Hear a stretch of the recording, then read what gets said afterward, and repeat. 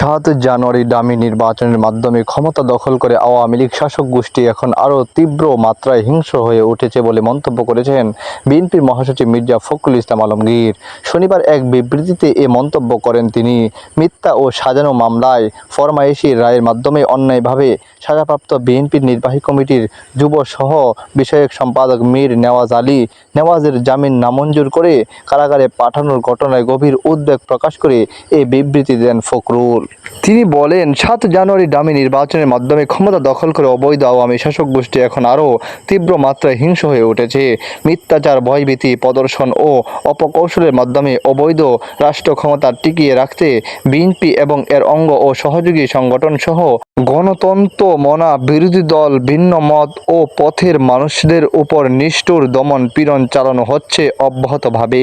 মিথ্যা ও বানোয়াট মামলায় সাজা প্রদান সহ জামিন নামঞ্জুর করে বিরোধী নেতাকর্মীদের কারাগারে পাঠানোর মাধ্যমে দখলদার আওয়ামী সরকার দেশে নব্য বাকশালী শাসন কায়েম করেছে।